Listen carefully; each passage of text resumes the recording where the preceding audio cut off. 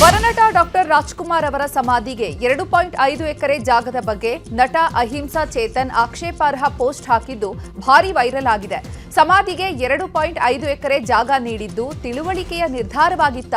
21ನೇ ಶತಮಾನದಲ್ಲಿ ಪ್ರಮುಖ ಹೋರಾಟವೇ ಭೂಮಿಯಾಗಿದೆ. ಸರ್ಕಾರವು ಅದನ್ನ ಗಮನದಲ್ಲಿ ಇಟ್ಕೊಂಡು ಸಾರ್ವಜನಿಕರ ಉಪಯೋಗಕ್ಕೆ ಹಂಚಬೇಕು, ಮತಗಳ ಲಾಭದ ಉದ್ದೇಶದಿಂದ ಹಂಚಬಾರದು ಅಂತ ಸೋಷಿಯಲ್ ಮೀಡಿಯಾದಲ್ಲಿ ಪೋಸ್ಟ್ ಮಾಡಿದ್ರು. ಇನ್ನು ತಾವು ಪ್ರಶ್ನೆ ಮಾಡಿದ್ದನ್ನ ನಟ ಚೇತನ್ ಅಹಿಂಸಾ ನ್ಯೂಸ್ 18 ಜೊತೆ ಸ್ಪಷ್ಟನೆ ನೀಡಿದ್ದಾರೆ. ರಾಜ್ಕುಮಾರ್ ಅವರಿಗೆ ಸಂಬಂಧಿಸಿದ್ದಲ್ಲ. ನಾನು ಅಮೆರಿಕದಲ್ಲಿ ಇದ್ದಾಗಲೂ ಅವರ ಸಿನಿಮಾ ನೋಡಿದ್ದೇನೆ.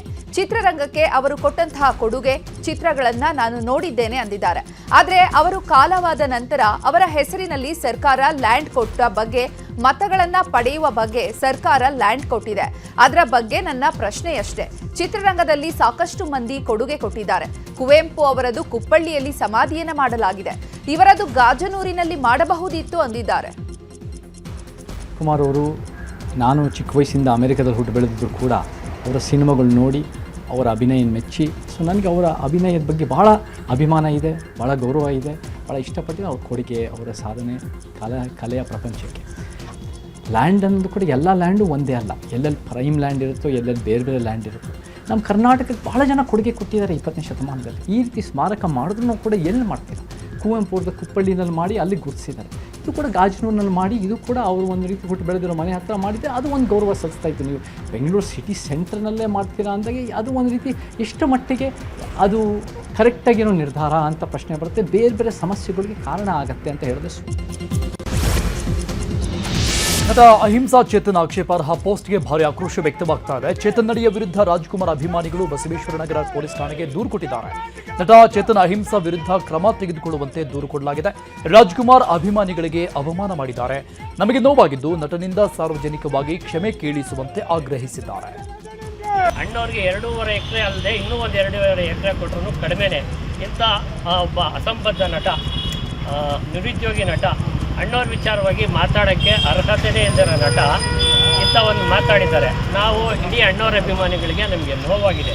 ಆತ ಸಾಮಾಜಿಕ ಜಾಲತಾಣದಲ್ಲೇ ಬರ್ಕೊಂಡಿರೋದ್ರಿಂದ ಸಾಮಾಜಿಕ ಜಾಲತಾಣದಲ್ಲೇ ಬೇಷರತ್ತಾಗಿ ಕ್ಷಮೆ ಕೇಳಬೇಕು.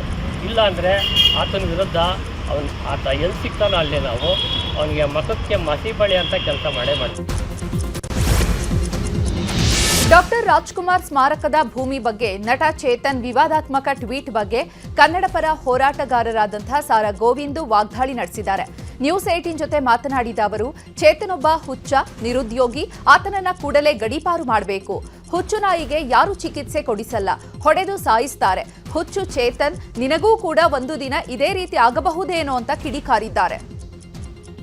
ಈ ಉದ್ಯೋಗ ಇದ್ದವ್ರಿಗೆ ಏನಾಗುತ್ತೆ ಗೊತ್ತಾ, ಇಂಥವನ್ನೆಲ್ಲ ಹಚ್ಕೋತಾರೆ. ಯಾಕೆಂತ ಹೇಳಿದ್ರೆ ಪ್ರಚಾರ ಬೇಕು, ಅದರಿಂದ ಜೀವನ ಮಾಡಬೇಕು. ಅವನಿಗೇನು ಉದ್ಯೋಗ ಇದೆ ಮಾಡಿ ದಯಮಾಡಿ ಇವನ್ನ ಗಡೀಪಾರು ಮಾಡಬೇಕು ಅಂತ ಹೇಳ್ಬಿಟ್ಟು ಸರ್ಕಾರವನ್ನು ನಾನು ಕೇಳ್ಕೊಳ್ತೀನಿ. ಈ ಹುಚ್ಚನಾಗಿ ಯಾರಾದರೂ ಔಷಧಿ ಕೊಡ್ತಾರೆ? ಕೊಡಲ್ಲ. ಏನು ಮಾಡ್ತಾರೆ ಹೇಳಿ? ಕೊಡೋದು ಸಾಯಿಸ್ತಾರೆ. ಅಲ್ಲ, ಇದುವರೆಗೂ ನಾನು ಕೇಳಿರೋದು ಹುಚ್ಚನಾಗಿ ಯಾರು ಕರ್ಕೊಂಡೋಗಿ ಹಾಸ್ಪಿಟ್ಲಿಗೆ ಹೋಗಿ ಔಷಧಿ ಕೊಡಿಸಿಲ್ಲ. 4-5 ಜನಕ್ಕೆ ಕಚ್ಚಿದ ಮೇಲೆ ಇನ್ನೆಲ್ಲರಿಗೂ ಕಚ್ಚದೆ ಅಂತ ಹೇಳ್ಬಿಟ್ಟು ಹೊಡೆದು ಸಾಯ್ತಾರೆ. ಎಲ್ಲ ಒಂದು ಕಡೆ ನೀನು ಹಂಗೆ ಆಗ್ಬೋದಲ್ಲ. ಯಾರು ಕಳೆದೆರಡು ದಿನಗಳಿಂದ ದೆಹಲಿಯಲ್ಲೇ ಡಿಸಿಎಂ ಡಿಕೆ ಶಿವಕುಮಾರ್ ಠಿಕಾಣಿ ಹೂಡಿದ್ದಾರೆ. ನಾಯಕತ್ವ ಬದಲಾವಣೆ ಕುರಿತು ಕ್ಲಾರಿಟಿಗಾಗಿ ಡಿಕೆಶಿ ಕಸರತ್ತು ನಡೆಸ್ತಾ ಇದ್ದು ಹೈಕಮಾಂಡ್ ನಾಯಕರ ಸಂಪರ್ಕಕ್ಕೆ ಯತ್ನಿಸುತ್ತಿದ್ದಾರೆ. ಮಲ್ಲಿಕಾರ್ಜುನ ಖರ್ಗೆ ಜೊತೆ ಡಿಸಿಎಂ ಡಿಕೆಶಿ 1.5 ಗಂಟೆಗಳ ಕಾಲ ಚರ್ಚೆ ನಡೆಸಿದ್ದಾರೆ. ಈ ವೇಳೆ ಅಧಿಕಾರ ಹಸ್ತಾಂತರದ ವಿಚಾರವಾಗಿ ಚರ್ಚೆ ನಡೆಸಿದ್ದಾರೆ. ಮೇ 20ಕ್ಕೆ ಸರ್ಕಾರ 3 ವರ್ಷ ಪೂರೈಸ್ತಾ ಇದೆ. ರಾಹುಲ್ ಗಾಂಧಿ ಬಳಿ ನನಗೆ ಒಂದು ಕ್ಲಾರಿಟಿ ಕೊಡಿಸಿ ಎಂದಿದ್ದಾರಂತೆ. ಇನ್ನು ಸಿಎಂ ಸಿದ್ದರಾಮಯ್ಯ ಅಧಿಕಾರ ಹಸ್ತಾಂತರದ ಮನಸ್ಸು ಮಾಡ್ತಾ ಇಲ್ಲ, ಇತ್ತ ನಿಮ್ಮಿಂದಲೂ ನನಗೆ ಒಂದು ಕ್ಲಾರಿಟಿ ಸಿಗ್ತಾ ಇಲ್ಲ ಅಂದಿದ್ದಾರೆ. ಡಿಕೆಶಿ ಮಾತಿಗೆ ಆಯ್ತು ನೋಡೋಣ ಅಂತ ಖರ್ಗೆ ಹೇಳಿದ್ದಾರೆ.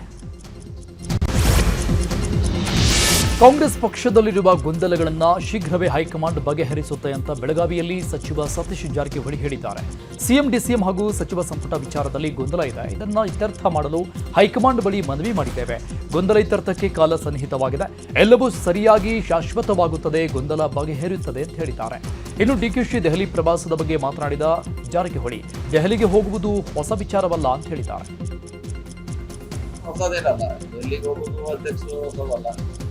ಅವ್ರ ಮಂತ್ರಿ ಇದಾರ, ಅಧ್ಯಕ್ಷ ಇದ್ದಾರ, ಹೋಗಿ ಇಚ್ಛೆಯಿಂದ ಹೋಗೋ ಥರ ಇದೆ ಹೊಸದಲ್ಲ. ಅದು ಎಲ್ಲರಿಗೂ ಸ್ವಾಭಾವಿಕ, ಎಲ್ಲರೂ ಕೇಳಿದ್ದಾರೆ, ಕೇಳ್ತಾರೆ, ಕೇಳೋದ್ರಲ್ಲಿ ತಪ್ಪಿಲ್ಲ ಅಂತ ಹೇಳಿದ್ದೀವಿ. ಅದು ಅಲ್ಲಿ ಬಿಟ್ಟು ಎಲ್ಲಾಗ ಮಾಡಬೇಕು, ನಮ್ಮ ಕೈಯಲ್ಲಿಲ್ಲ. ಜಿಲ್ಲೆಯಲ್ಲಿ ಅಂತಿಮವಾಗಿ ರಾಜ್ಯ ಕಾಂಗ್ರೆಸ್ನಲ್ಲಿ ಮತ್ತೆ ಕುರ್ಚಿ ಗಲಾಟೆ ಶುರುವಾಗಿದ್ದು, ಈ ಬಗ್ಗೆ ಬಿಜೆಪಿ ಎಂಎಲ್ಸಿ ಎಚ್ ವಿಶ್ವನಾಥ್ ಮಾತನಾಡಿದ್ದಾರೆ. ಸಿಎಂ ಕುರ್ಚಿಯಿಂದ ಸಿದ್ದರಾಮಯ್ಯರನ್ನ ಕೆಳಗಿಳಿಸಿದ್ರೆ ತಪ್ಪೇನು ಅಂತ ಡಿಕೆಶಿ ಪರ ಎಂಎಲ್ಸಿ ವಿಶ್ವನಾಥ್ ಪ್ರಶ್ನೆ ಮಾಡಿದ್ದಾರೆ. ಡಿಸಿಎಂ ಡಿಕೆಶಿ ಕಾಂಗ್ರೆಸ್ನ ಕಟ್ಟಾಳು, ಆತ ಸಿಎಂ ಆಗಬೇಕು. ಸಿದ್ದರಾಮಯ್ಯ ಕಾಂಗ್ರೆಸ್ ಅನ್ನ ಕಟ್ಟಿಲ್ಲ, ಜೆಡಿಎಸ್ನಿಂದ ಬಂದು ಸಿಎಂ ಆದವರು. ಡಿಕೆಶಿಗೆ ಸಿಎಂ ಸ್ಥಾನ ಸಿಗಬೇಕು ಅಂತ ಡಿಕೆಶಿ ಪರ ಬ್ಯಾಟಿಂಗ್ ಮಾಡಿದ್ದಾರೆ. ಕೊಡಬೇಕು ಅವನು ಡಿಕೆಗೂ, ಯಾಕೆ ಕೊಡಬಾರ್ದು? ಅವನ ಪ್ರಯತ್ನ, ಅವನು is A true Congress man. ನಾವು ನಿನ್ನನ್ನು ತಗೊಂಬಂದು ಇಲ್ಲಿ ಸೇರಿಸ್ತು, ನೀನು ಕಾಂಗ್ರೆಸ್ನೋನಾ? ಕಟ್ಟಿದಂಥ ಸಂಸ್ಥೆ ಬಂದು ಸೇರ್ಕೊಂಡ ಗಿರಾಕಿ. ನಾವು ಏನೋ ಪಾಪ ಇಲ್ಲಿ ಅಂತ ದೇವೇಗೌಡರು ಒದ್ದು ಹೊರಗೆ ಹಾಕಿದ್ರು ನಿಮಗೆ. ನಾವು ಕರ್ಕೊಂಬಂದು ನೀನು ಸೇರಿಸಿ ನೀನು ನಮ್ಮನ್ನೇ ಹೊರಗೆ ಹಾಕ್ತೀವಿ, ಹೋಗತ್ತೆ. ಕಾಂಗ್ರೆಸ್ನಲ್ಲಿ ಮುಸ್ಲಿಂ ನಾಯಕರ ಜಟಾಪಟಿ ಹಿನ್ನೆಲೆಯಲ್ಲಿ ಮಂಡ್ಯದಲ್ಲಿ ಮುಸ್ಲಿಂ ಧರ್ಮಗುರುಗಳು ಪ್ರತಿಕ್ರಿಯೆ ಕೊಟ್ಟಿದ್ದಾರೆ. ಮಂಡ್ಯದ ಜಾಮಿಯಾ ಮಸೀದಿಯಲ್ಲಿ ಸುದ್ದಿಗೋಷ್ಠಿ ನಡೆಸಿ ಮಾತನಾಡಿದ ಧರ್ಮಗುರುಗಳು, ಮುಸ್ಲಿಮರೆಲ್ಲರೂ ಕಾಂಗ್ರೆಸ್ ಪಕ್ಷದ ಪರ ಇದ್ದಾರೆ, ಕಾಂಗ್ರೆಸ್ ಪಕ್ಷ ಬಿಟ್ಟು ಎಲ್ಲೂ ಹೋಗಲ್ಲ ಎಂಬ ಭಾವನೆ ಇದೆ, ಆದರೆ ನಮಗೆ ಬೇರೆ ಆಪ್ಷನ್ಸ್ ಕೂಡ ಇದೆ ಅಂತ ಕಾಂಗ್ರೆಸ್ಗೆ ಎಚ್ಚರಿಸಿದ್ದಾರೆ. ಒಂದು ನೋಟಿಸ್ ಕೂಡ ಕೊಡದೆ ನಮ್ಮ ನಾಯಕರ ವಿರುದ್ಧ ಯಾಕೆ ಕ್ರಮ ಕೈಗೊಳ್ಳಬೇಕಾಗಿತ್ತು? ನಸೀರ್ ಅಹಮದ್ ಮತ್ತು ಅಬ್ದುಲ್ ಜಬ್ಬಾರ್ ಅವರನ್ನ ಪುನರ್ ನೇಮಕ ಮಾಡಿಕೊಳ್ಳಬೇಕು ಅಂತ ಆಗ್ರಹಿಸಿದ್ದಾರೆ.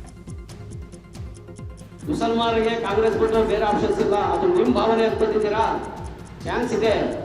ನೀವು ಅತಿ ಶೀಘ್ರವಾಗಿ ನಮ್ಮ ನಾಯಕರಾದಂತಹ ನಸೀರ್ ಅಹಮದ್ ಸಾಬ್ರವರನ್ನ ಮತ್ತೆ ಅಬ್ದುಲ್ ಜಬ್ಬಾರ್ ಸಾಬ್ರವರನ್ನ ನೀವೇನು ಕ್ರಮವನ್ನು ಕೊಂಡುಕೊಂಡಿದ್ರಿ ಅದನ್ನ ವಾಪಸ್ ತಗೊಂಡು ತಿರ್ಗಾ ಅವ್ರಿಗೆ ಏನು ಅವಕಾಶ ಮಾಡ್ಕೊಳ್ಳಿಲ್ಲ ಅಂದ್ರೆ ಮುಂದಿನ ದಿನಗಳಲ್ಲಿ ಇದನ್ನ ಅತಿಯಾಗಿ ತಗೊಂಡ್ಕೊಂಡು ನಾವು ಏನು ಮಾಡ್ಬೇಕಂತಿದೆ.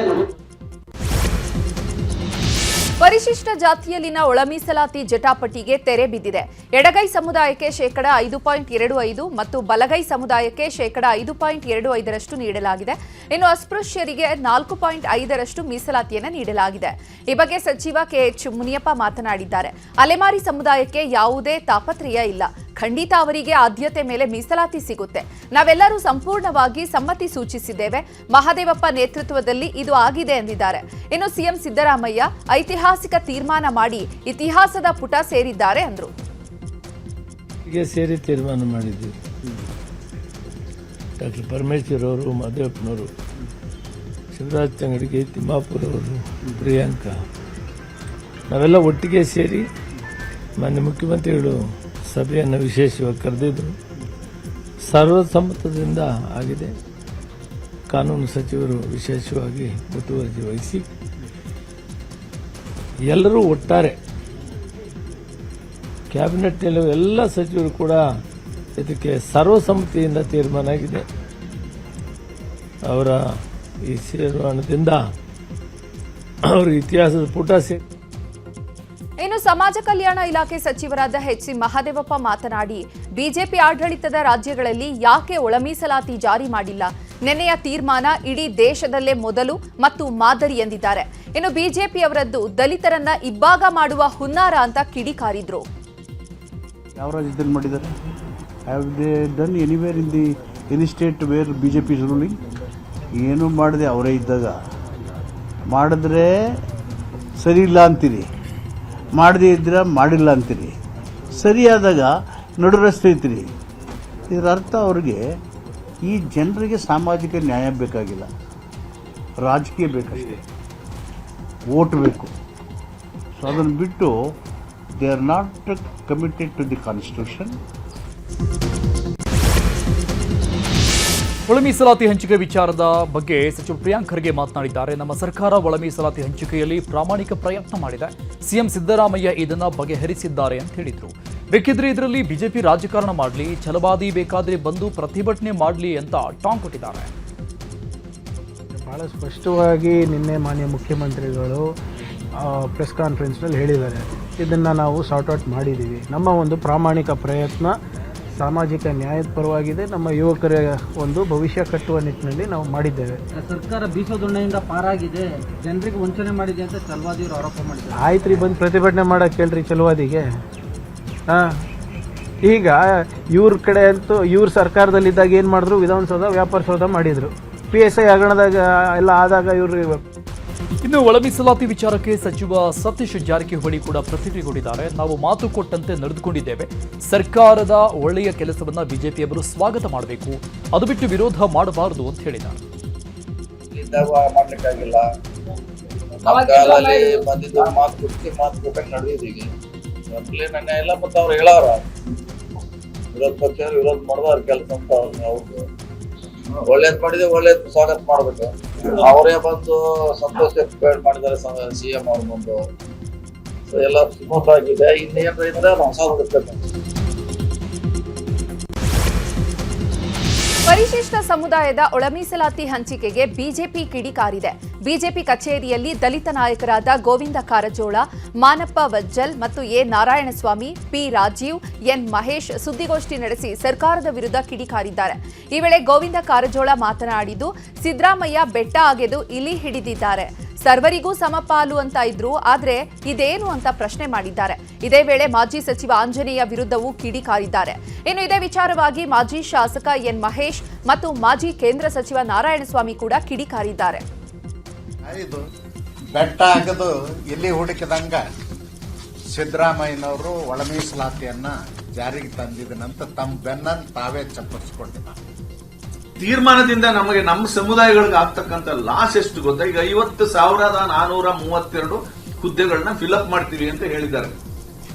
ಫೈನ್, ಫಿಲ್ಅಪ್ ಮಾಡ್ಲಿ. ಆ ಕಾರಣಕ್ಕೋಸ್ಕರ ನಾವು ಸಾಫ್ಟ್ ಆಗಿ ಹ್ಯಾಂಡಲ್ ಮಾಡ್ತಾ ಇದ್ದೀವಿ. ನಿರುದ್ಯೋಗಿಗಳು 3-4 ವರ್ಷದಿಂದ ಕಾಯ್ಕೊಂಡು ಕೂತಿದ್ದಾರೆ. ಸ್ಮೂತ್ ಆಗಿ ರಿಕ್ರೂಟ್ಮೆಂಟ್ ಆಗ್ಲಿ ಅಂತ ಕಾಯ್ಕೊಂಡು ನಾವು ಸಾಫ್ಟ್ ಆಗಿದ್ದೀವಿ.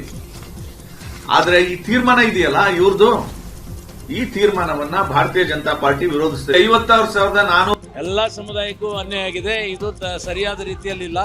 ಇವ್ರು ಹೇಗೆ ಅಂತ ಹೇಳಿದ್ರೆ ಸಂತೆಗೆ 3 ಮೊಳ ಸೀರೆ ನೇಯ್ದ್ರು ಅನ್ನೋ ರೀತಿಯಲ್ಲಿ ಏನೋ ಅವ್ರಿಗೊಂದು 5.25, ಇವ್ರಿಗೊಂದು 5.25, ಇವ್ರಿಗೊಂದು 4.25 ಮಾಡಿ ಕೈ ತೊಳ್ಕೊಂಡ್ವಿ ಅಂತೇಳಿ ಸುಪ್ರೀಂ ಕೋರ್ಟ್ ಮೇಲೆ ಹಾಕಕ್ಕೆ ಹೋಗ್ತಾ ಇದ್ದಾರೆ. ಲಂಬಾಣಿಸ್ ಇರ್ಬೋದು, ಖರ್ಚು ಇರ್ಬೋದು, ಕೊರಂ ಇರ್ಬೋದು, ಅವ್ರಿಗೆ ಕೇವಲ 4.25% ಕೊಟ್ಟಿದ್ದಾರೆ. ನಮ್ಮ ಸರ್ಕಾರ ಇದ್ದಾಗ 4.25%. ಮಹಿಳಾ ಮೀಸಲಾತಿಗೆ ವಿರೋಧ ಹಿನ್ನೆಲೆ ಚಾಮರಾಜನಗರದಲ್ಲಿ ಕಾಂಗ್ರೆಸ್ ವಿರುದ್ಧ ಬಿಜೆಪಿ ಬೆಂಬಲಿತ ನಾರಿಶಕ್ತಿ ಫೋಮ್ನಿಂದ ಪ್ರತಿಭಟನೆ ನಡೆಯಿತು. ಕಾಂಗ್ರೆಸ್ ವಿರುದ್ಧ ಘೋಷಣೆ ಕೂಗಿದ್ರು. ಕಾಂಗ್ರೆಸ್ಗೆ ಸಮಾಜ ಬೇಕಿಲ್ಲ, ಮಹಿಳಾ ವಿರೋಧಿ ಕಾಂಗ್ರೆಸ್ ಅಂತ ಆಕ್ರೋಶ ವ್ಯಕ್ತಪಡಿಸಿದರು. ಇನ್ನು ಬೀದರ್ನಲ್ಲೂ ಮಹಿಳಾ ಮೀಸಲಾತಿ ಮಸೂದೆ ವಿರೋಧಿಸಿದ ಕಾಂಗ್ರೆಸ್ ವಿರುದ್ಧ ಬಿಜೆಪಿ ಪ್ರತಿಭಟಿಸಿದೆ. ತಾಯಿ ಮತ್ತು ಹೆಣ್ಣು ಮಗು ವೃತ್ತದ ಬಳಿ ಬಿಜೆಪಿ ಮಹಿಳಾ ಮೋರ್ಚಾದಿಂದ ಪ್ರತಿಭಟನೆ ನಡೆಸಲಾಯಿತು. ಕಾಂಗ್ರೆಸ್ ಮತ್ತು ಅದರ ಮಿತ್ರ ಪಕ್ಷಗಳ ವಿರುದ್ಧ ಧಿಕ್ಕಾರ ಕೂಗಿ ಆಕ್ರೋಶ ಹೊರಹಾಕಿದರು. ಮಹಿಳಾ ಮೀಸಲಾತಿ ವಿರೋಧಿಸ್ತಾ ಇರುವ ವಿಪಕ್ಷಗಳು ದೇಶ ಬಿಟ್ಟು ತೊಲಗಲಿ ಅಂತ ಧಿಕ್ಕಾರ ಕೂಗಿದ್ರು. ಇನ್ನು ಮಂಡ್ಯದಲ್ಲೂ ಕೂಡ ಕಾಂಗ್ರೆಸ್ ವಿರುದ್ಧ ಬಿಜೆಪಿ ಕಾರ್ಯಕರ್ತರು ಪ್ರತಿಭಟಿಸಿದರು. ಸಂಜೆ ವೃತ್ತದಲ್ಲಿ ಬಿಜೆಪಿ ಮಹಿಳಾ ಜಿಲ್ಲಾ ಘಟಕದಿಂದ ಪ್ರತಿಭಟನೆ ನಡೆದಿದ್ದು, ಕಾಂಗ್ರೆಸ್ ವಿರುದ್ಧ ಘೋಷಣೆ ಕೂಗಿ ಆಕ್ರೋಶ ವ್ಯಕ್ತಪಡಿಸಿದ್ದಾರೆ. ಭ್ರಷ್ಟಾಚಾರದ ವಿಚಾರವಾಗಿ ಇಬ್ಬರೂ ಬಹಿರಂಗ ಚರ್ಚೆಗೆ ಸಿದ್ಧ ಅಂತ ಶಾಸಕ HC ಬಾಲಕೃಷ್ಣ ಮತ್ತು ಮಾಜಿ ಶಾಸಕ ಎ ಮಂಜು ಹೇಳಿದ್ರು. ಆದರೆ ಪೊಲೀಸರು ಅನುಮತಿಯನ್ನ ನೀಡಿದ ಹಿನ್ನೆಲೆಯಲ್ಲಿ ಚರ್ಚೆ ರದ್ದಾಗಿದೆ. ಈ ಬಗ್ಗೆ ಮಾಜಿ ಶಾಸಕ ಎ ಮಂಜು ಪ್ರತಿಕ್ರಿಯೆ ನೀಡಿದ್ದಾರೆ. ಜೆಡಿಎಸ್ ಕಚೇರಿಯಲ್ಲಿ ಮಾತನಾಡಿದ ಎ ಮಂಜು, ಇವತ್ತು ನಾನು ಬಹಿರಂಗ ಚರ್ಚೆಗೆ ಸಿದ್ಧನಿದ್ದೆ, ಆದರೆ ಪೊಲೀಸರನ್ನ ಬಿಟ್ಟು ನನ್ನನ್ನ ತಡೆದಿದ್ದಾರೆ. ನನ್ನ ಬಳಿ ಎಲ್ಲಾ ದಾಖಲೆಗಳಿದ್ದು ಬಾಲಕೃಷ್ಣ ಕುಟುಂಬದ ಮಾನ ಹರಾಜಾಗಲಿದೆ ಎನ್ನುವಂತಹ ಭಯದಿಂದ ಪೊಲೀಸರನ್ನ ಬಿಟ್ಟು ತಡೆದಿದ್ದಾರೆ ಎಂದಿದ್ದಾರೆ.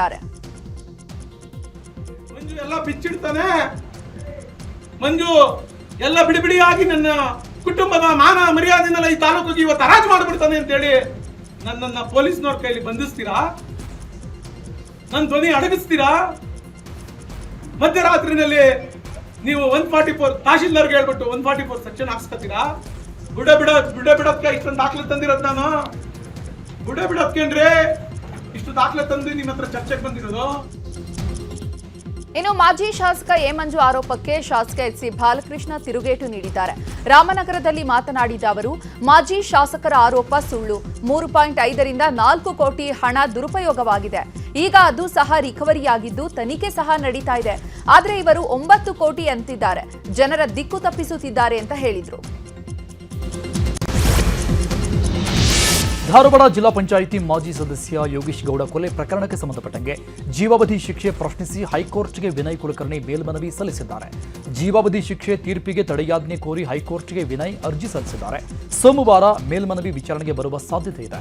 ವಿನಯ್ ಕುಲಕರ್ಣಿ ಮಾತ್ರವಲ್ಲದೆ ಚಂದ್ರಶೇಖರ್ ಇಂಡಿ ಕೂಡ ಮೇಲ್ಮನವಿ ಸಲ್ಲಿಸಿದ್ದಾರೆ. ಇನ್ನು ವಿನಯ್ ಕುಲಕರ್ಣಿ ಪರ ಧಾರವಾಡದಲ್ಲಿ ಬೆಂಬಲಿಗರು ಮೌನ ಪ್ರತಿಭಟನೆ ಮಾಡಿದ್ದಾರೆ. ಕೈಗೆ ಕಪ್ಪು ಬಟ್ಟೆ ಕಟ್ಟಿಕೊಂಡು ಕಲಾಭವನದಲ್ಲಿ ಮೌನ ಮೆರವಣಿಗೆ ಮಾಡಿದ್ದಾರೆ.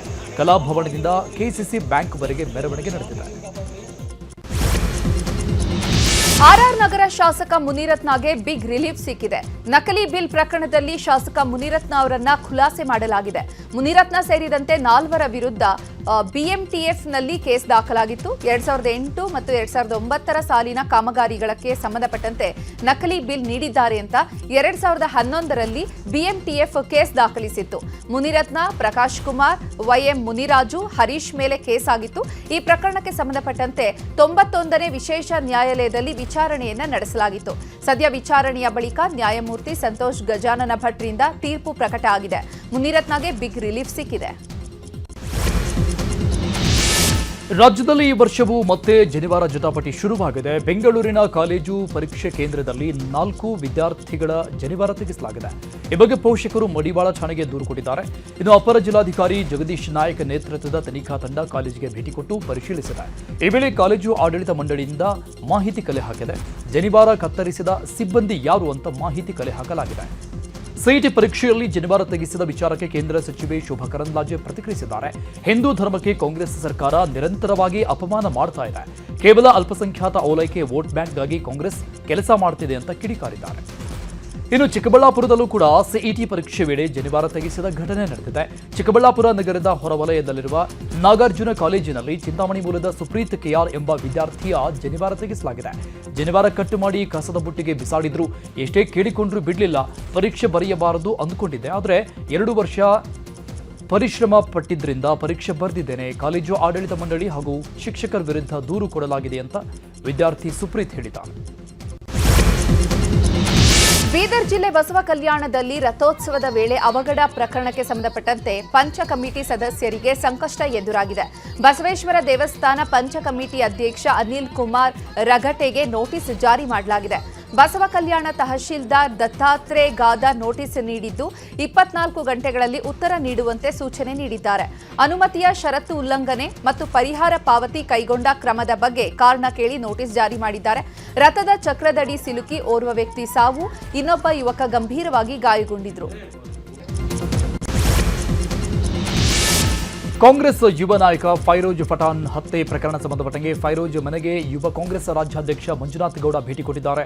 ಧಾರವಾಡದ ಹಾಸ್ಮಿ ನಗರದಲ್ಲಿರುವ ಫೈರೋಜ್ ಮನೆಗೆ ಭೇಟಿ ನೀಡಿ ಕುಟುಂಬಸ್ಥರಿಗೆ ಸಾಂತ್ವನ ಹೇಳಿದ್ರು. ಹಂತಕರಿಗೆ ಶಿಕ್ಷೆ ಆಗುವಂತೆ ಕುಟುಂಬಸ್ಥರು ಒತ್ತಾಯಿಸಿದ್ದಾರೆ. ಇನ್ನು ಮಂಜುನಾಥ್ ಗೌಡಗೆ ರಕ್ಷಾರಾಮಯ್ಯ ಸಾಥ್ ಕೊಟ್ಟಿದ್ದಾರೆ.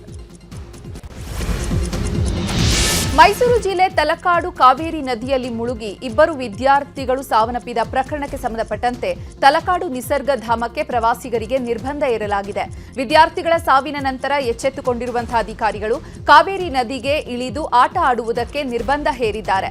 ಕಾವೇರಿ ನದಿ ನೀರಿಗೆ ಇಳಿಯದಂತಹ ರೀತಿ ಸಾರ್ವಜನಿಕರಿಗೆ ಅರಣ್ಯ ಇಲಾಖೆ ನಿರ್ಬಂಧ ವಿಧಿಸಿದೆ.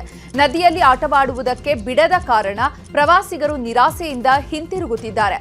ಮೈಕ್ ಹಾಕಿ ನದಿಗೆ ಇಳಿದೇ ಇರೋ ರೀತಿ ಅರಣ್ಯ ಸಿಬ್ಬಂದಿಗಳು ಮತ್ತು ಪೊಲೀಸರು ಎಚ್ಚರಿಕೆ ನೀಡುತ್ತಿದ್ದಾರೆ. ಪ್ರಧಾನಿ ಮೋದಿ ಅವರ ಸಿದ್ಧಾಂತಗಳಿಂದ ಪ್ರಭಾವಿತರಾಗಿ ಬಿಜೆಪಿ ಸೇರ್ತಾ ಇರುವುದಾಗಿ ಆಪ್ನ ಸ್ವಾತಿ ಮಲಿವಾಲ್ ಹೇಳಿದ್ದಾರೆ.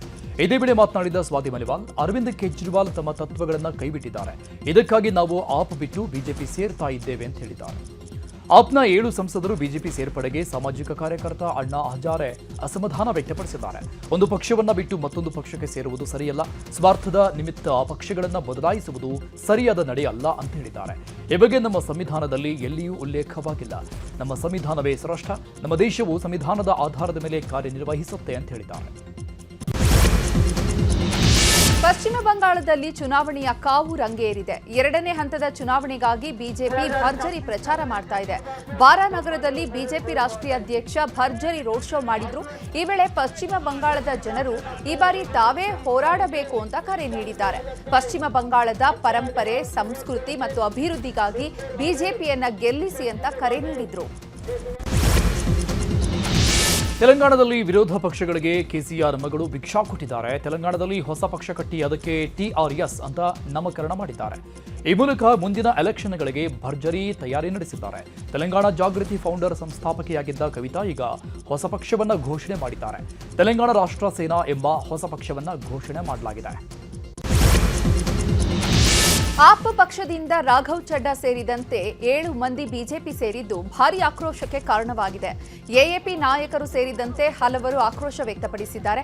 ಇದೀಗ ಮಾಜಿ ಕ್ರಿಕೆಟಿಗ ಮತ್ತು ರಾಜ್ಯಸಭಾ ಸದಸ್ಯ ಹರ್ಭಜನ್ ಸಿಂಗ್ ತೊರೆದಿದ್ದಕ್ಕೆ ಮನೆ ಎದುರು ಕಾರ್ಯಕರ್ತರು ಪ್ರತಿಭಟನೆ ನಡೆಸಿದ್ದಾರೆ. ಪಂಜಾಬ್ನ ಜಲಂಧರ್ನಲ್ಲಿರುವಂತಹ ಹರ್ಭಜನ್ ಸಿಂಗ್ ಮನೆ ಗೋಡೆ ಮೇಲೆ ಗದ್ದರ್ ಎಂದು ಬರೆದು ಆಕ್ರೋಶ ವ್ಯಕ್ತಪಡಿಸಿದ್ದಾರೆ.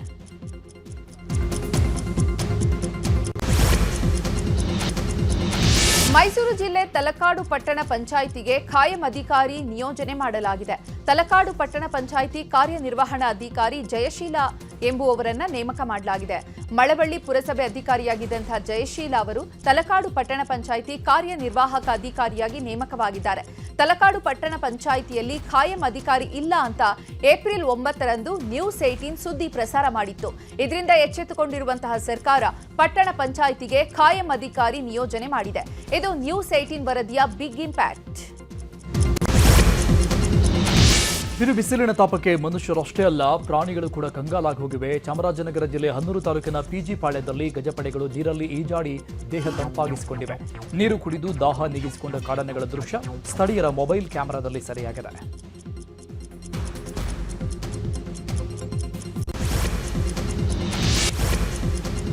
ಈಗೊಂದು ಬ್ರೇಕಿಂಗ್ ನ್ಯೂಸ್ ಬರ್ತಾ ಇದೆ, ನೋಡೋಣ. ಐಪಿಎಲ್ನಲ್ಲಿ ಕರ್ನಾಟಕ ಲಯನ್ ಅಬ್ಬರಿಸಿ ಬೊಬ್ಬಿರಿದಿದ್ದಾರೆ. ಅಜೇಯವಾಗಿ 152 ರನ್ ಬಾರಿಸಿದ್ದಾರೆ ಕನ್ನಡಿಗ ಕೆಎಲ್ ರಾಹುಲ್. ಪಂಜಾಬ್ ವಿರುದ್ಧದ ಪಂದ್ಯದಲ್ಲಿ ರಾಹುಲ್ ಬ್ಯಾಟಿಂಗ್ ಬೆಂಕಿ ಬಿರುಗಾಳಿ ರೀತಿಯಲ್ಲಿತ್ತು. ದಾಖಲೆ ಮೇಲೆ ದಾಖಲೆಯನ್ನ ಬರೆಯಲಾಗಿದೆ. ಈ ಒಂದು ಇನ್ನಿಂಗ್ಸ್ ಮೂಲಕವಾಗಿ ಕೆಎಲ್ ರಾಹುಲ್ ಅವರು ಶತಕದ ಆಚೆಗೆ ಆಟವನ್ನು ಆಡಿರುವಂಥದ್ದು. ವೈಯಕ್ತಿಕವಾಗಿ ಅತಿ ಹೆಚ್ಚು ರನ್ ಭಾರತೀಯ ಆಟಗಾರರ ಪೈಕಿ ಅಜೇಯ 152 ರನ್ ಬಾರಿಸಿದ್ದಾರೆ ಕನ್ನಡಿಗ ಕೆಎಲ್ ರಾಹುಲ್. ಇದೀಗ ತಾನೇ ಈ ಒಂದು ಐತಿಹಾಸಿಕ ದಾಖಲೆಯನ್ನ ಮಾಡಿರುವಂಥದ್ದು. ಐಪಿಎಲ್ನಲ್ಲಿ 152 ರನ್ ನಾಟ್ಔಟ್ ಅಜೇಯರಾಗಿ ಉಳಿದುಕೊಂಡಿದ್ದಾರೆ. ಈ ಒಂದು ಇನ್ನಿಂಗ್ಸ್ ಮೂಲಕವಾಗಿ, ಈ ಒಂದು ನಾಕ್ ಮೂಲಕವಾಗಿ ಅನೇಕ ದಾಖಲೆಗಳನ್ನು ಕೂಡ ಕೆಎಲ್ ರಾಹುಲ್ ಓಡಿಸಿ ಮಾಡಿರುವುದು. 67 ಎಸೆತಗಳಲ್ಲಿ 152 ರನ್ ಬಾರಿಸಿದ್ದಾರೆ.